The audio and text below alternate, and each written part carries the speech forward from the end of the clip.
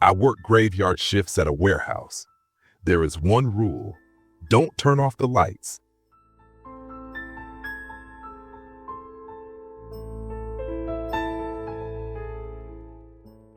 I've always preferred the night.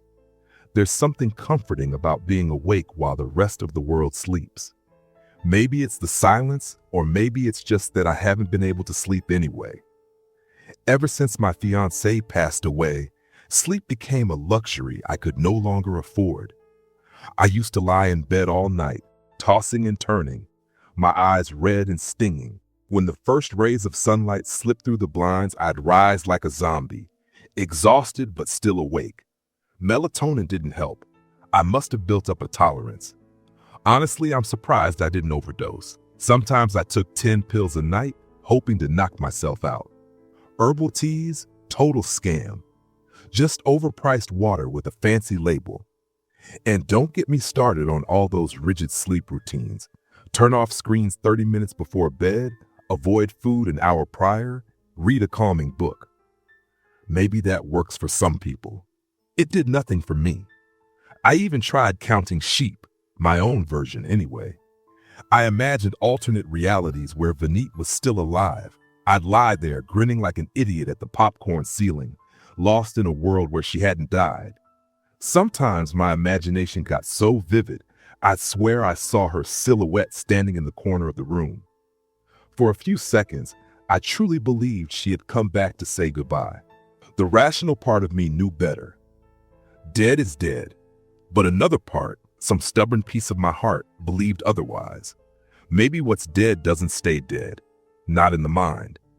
The sleepless nights and hallucinations pushed my mental health to the edge. I thought about ending it all more times than I'd like to admit. I told myself maybe I'd be with her in the afterlife. Maybe she was waiting. But in the end, reason won out. I found a therapist. She's still the kindest person I've ever met. At first, I thought she was just pretending to care, just doing her job. But I was wrong. She truly listened, and she understood. When I told my therapist about my sleep issues, she suggested I try working a graveyard shift. It had never even crossed my mind. I live in a big city, the kind that never sleeps, so overnight jobs are everywhere. It sounded like the perfect solution. I could stay awake at night, then sleep during the day. I started applying to every graveyard shift job I could find online. A lot of places rejected me, saying my only work experience at a grocery store wasn't enough. A few invited me in for interviews, but I must have bombed them since I never heard back. Only one place was willing to hire someone without much experience. It was a warehouse position at a well-known grocery chain nearby.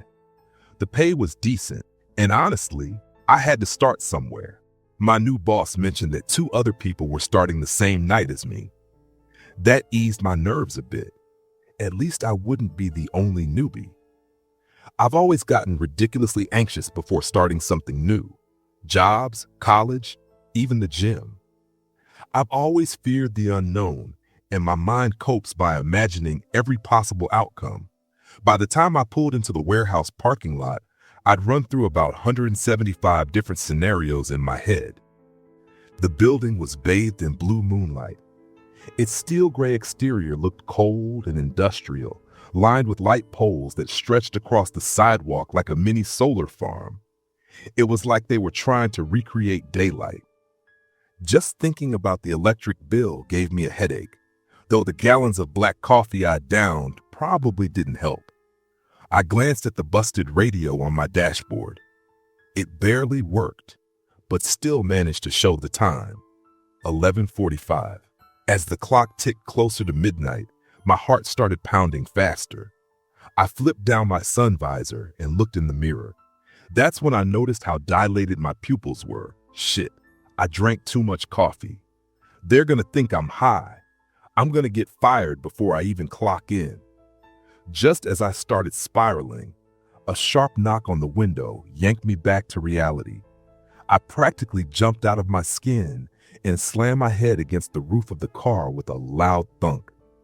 To my left, I heard someone giggling. I turned to see a woman smiling at me.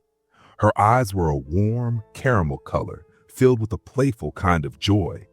Her eyebrows were thick, like mine, but neatly shaped. She wore the same yellow company polo I had on, though hers fit perfectly, hugging her frame, unlike mine, which hung awkwardly since they didn't have a men's medium in stock. As she waved, the bracelets on her wrist jingled softly. Immediately, I felt awful. How could someone that beautiful be homeless? I rolled down the window of my beat-up car and offered a nervous, crooked smile. Hey, sorry, I don't have any cash. This is actually my first day." She tilted her head and glanced around as if she wasn't sure I was talking to her. Then she turned back with a light laugh and a mock pleading smile. "Please, kind sir, just some spare change will do." My cheeks flared with embarrassment. I stammered, I'm so sorry." I scratched the back of my head and finally noticed her yellow polo. God, I'm an idiot. "I'll take that as a compliment," she said, stepping back to give me room to open the door. "Being mistaken for a homeless person is a compliment?" I asked, still flustered. Definitely not one of the 175 scenarios I had imagined on the way here. "Absolutely," she said, perching herself on the edge of a concrete planter. I leaned against my car, awkwardly trying to figure out what to do with my hands. In my pockets? Crossed? Homeless people are the freest people of all, but they don't really have anywhere to stay, I said hesitantly. She gestured broadly around the lot, spinning her head with exaggerated flair like she was scanning the horizon. "They can stay anywhere, at least until someone tells them to leave." She jumped down and locked eyes with me. "Yeah?" I mumbled, my gaze flickering away. Eye contact has never been my strong suit. She hummed, studying me. "Are you Raphael or Remy?" Wait, don't tell me." She tapped her chin thoughtfully. "Raphael? That's me," I said. "Let's go," she exclaimed, like she just scored the winning goal in the World Cup. "I knew it. You don't look like a Remy." "How come?" I asked. "I don't know," she shrugged playfully. "The curls just scream Rafa." The moment she said Rafa, I was gone.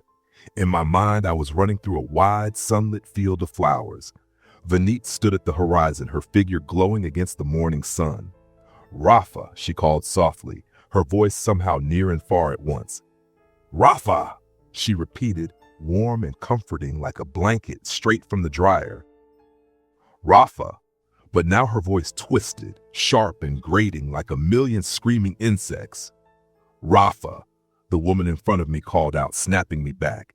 She checked her watch. "It's 11:50. Shall we head in?" "Don't call me Rafa," I said quietly, turning toward the warehouse. She jogged up to walk beside me, her bracelets jingling with each step. "Why not?" "You just don't," I murmured, keeping my eyes on the ground. On our shadows.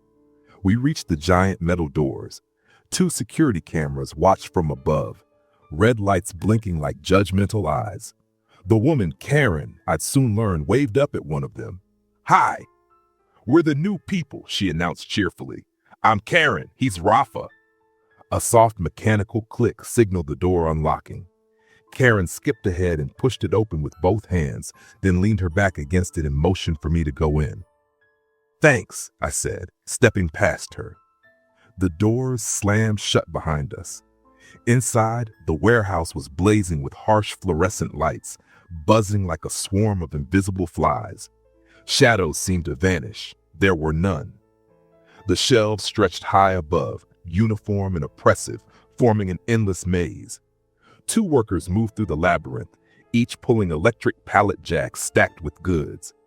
The beeping of forklifts echoed off the concrete walls, nearly drowning out the soft lo-fi music humming from the intercoms. No one noticed us, except one.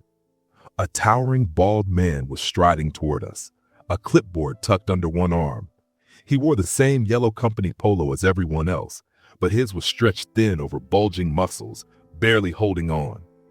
"Go ahead and clock in, then follow me," our supervisor said, his deep voice about as gentle as it could manage. He pointed toward the wall we'd entered from, where a wall-mounted tablet waited for us. Karen skipped over and tapped in the employee number from the card they'd given us. I entered mine from memory. We followed him through the warehouse's labyrinthine aisles.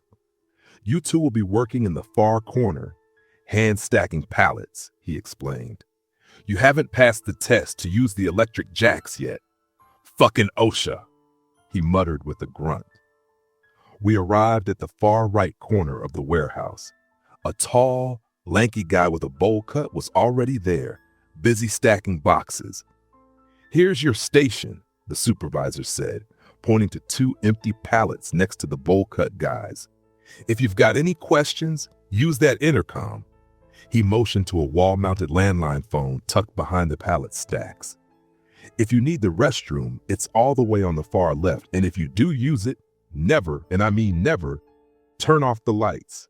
Got it? Yes, sir, Karen said, standing straight like she was in boot camp. I gave a silent nod. Very well, he said. Off you go. Karen headed for the center pallet. I took the one to the right, furthest from the guy with the bowl cut, who I figured had to be Remy. Box stacking quickly started to wear on my back, even just a few minutes in. I glanced over at Karen and Remy. They were fast. Karen stacked with care, placing the larger boxes at the bottom for support and the smaller ones on top, creating a clean, stable tower.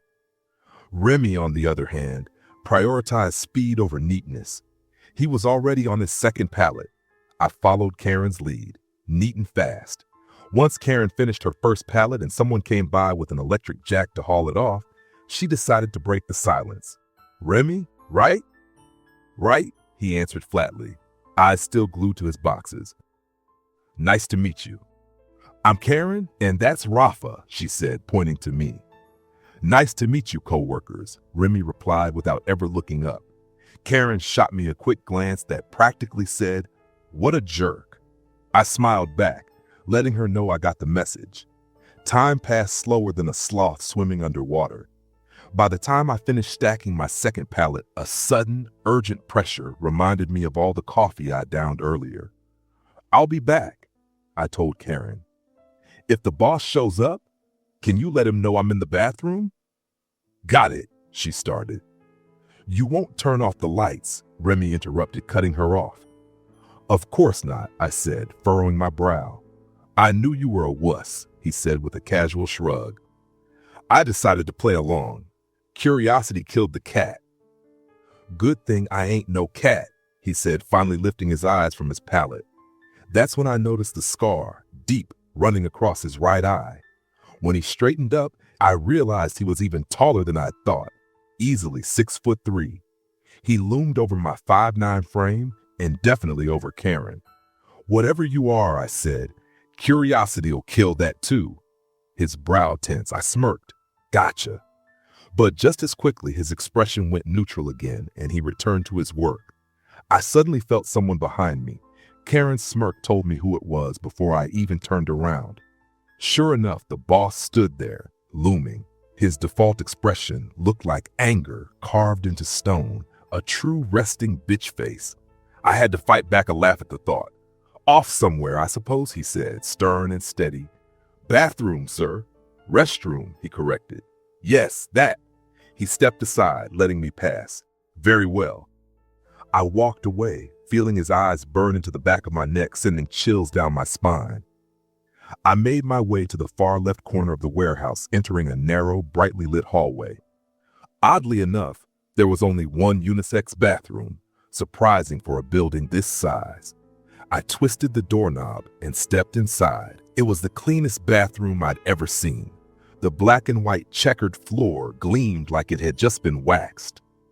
The 2 mirrors on the wall reflected my image with unsettling clarity. 4K sharp, maybe even 8K. It didn't feel like I was looking at a reflection. It felt like someone else was staring back. I quickly did my business and washed my hands. To my surprise, the soap dispensers actually worked. That alone impressed me. As I headed for the door, I instinctively reached for the light switch. I stopped myself just in time. This wasn't my apartment, and I didn't need to worry about the electricity bill here. But then a thought struck me. Weird, I thought. If they're so adamant about keeping the lights on, why not just remove the switch altogether? It seemed like common sense. Maybe no one had thought of it, or maybe they had and decided not to for some odd reason. I shrugged it off and moved to open the door. Before I could reach it, the door suddenly swung open hard, slamming against the wall with a loud bang. The sound echoed off the tiled surfaces. The floor trembled with heavy footsteps. I looked up. Remy. He stormed toward me and grabbed my shirt, twisting it in his fist. "You think you're funny, huh? Smart ass," he growled. The door creaked shut behind him. The fabric of my polo began to tear at the seams.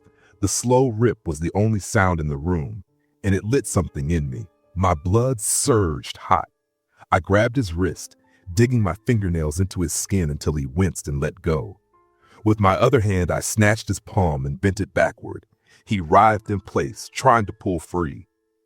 "Don't fucking move," I said, voice low. "I'll break it." He swung at me with his free hand, a clumsy haymaker, easy to read. I ducked and released his wrist just long enough to drive a left hook into his side, right into his liver. He grunted, nearly folding from the blow. I caught his wrist again and bent it back, harder this time. I said, "Don't test me. I'll break it." He whimpered, scanning the room desperately for an exit. There was none. He reached with his free hand toward the light switch. He flicked it. Nothing happened. The light stayed on. Then the buzzing began. A low hum at first, like a fluorescent growl, quickly rising to a piercing whine, sharp and shrill, like a kettle screaming into my skull. I let go of his wrist and clutched my ears, trying in vain to shut it out. The lights above us began to flicker. Slow, deliberate pulses.